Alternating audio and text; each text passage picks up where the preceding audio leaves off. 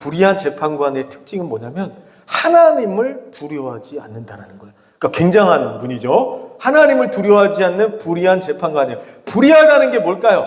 재판을 정직하게 했다라는 거야? 아니면 불의하게 했다는 거예요?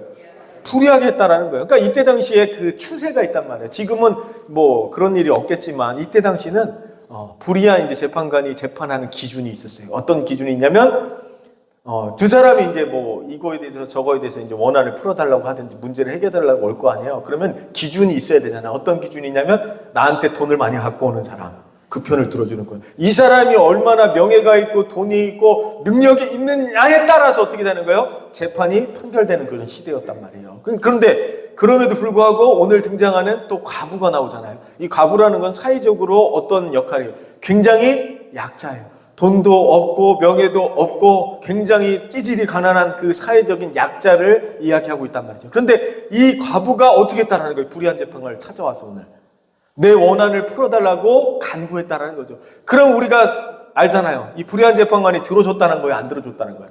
안 들어줬지. 왜냐하면 돈도 없지, 명예도 없지, 이것도 없지, 저것도 없지, 아무것도 없잖아요. 그냥 소외된 영혼이란 말이에요. 목소리를 내서는 안 될 그 사람이 바로 그 과부인데 그 사람이 당연히 원한을 풀어달라고 구하니까 당연히 안 들어줬다는 얘기예요. 그럼에도 불구하고 이 여인이 어떻게 했다는 거예요?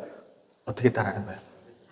밤낮 쫓아다니면서 어떻게 했다고요? 원한을 풀어달라고 계속해서 간구를 했다는 것을 보게 됩니다. 그 원한이 뭐였을까 이때 당시? 우리가 상상을 해보자. 성경에서는 얘기를 안 해요. 어떤 원한을 갖고 찾아왔는지 얘기를 안 해. 근데 어떤 원한일까? 생각해보자. 상상을 해보자고. 어떤 문제였을까? 돈 문제보다는 제가 생각할 때는 아마도 자식 문제였지 않았을까. 왜냐면은 안 된다 하고 하면은 이제 포기를 해야 되는데 포기하지 않고 밤낮 쫓아다니면서 어떻게 했다는 거예요. 내 원한을 좀 풀어달라고 계속해서 간구했다라는 것을 봤을 때는 다른 문제보다도 자식 문제가 걸렸을 가능성이 있다라고 제 생각에 성경에는 안 나와 있지만 그런 문제였지 않았을까라는 생각을. 왜냐하면 엄마들은 누구 문제에 목숨을 걸어 보통?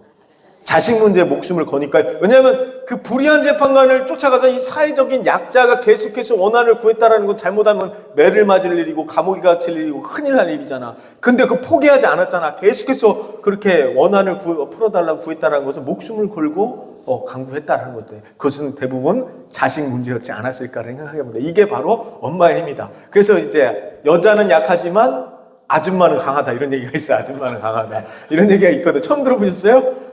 그런 얘기가 있어요. 그러니까 아빠들 같은 경우는 그렇게까지 못해.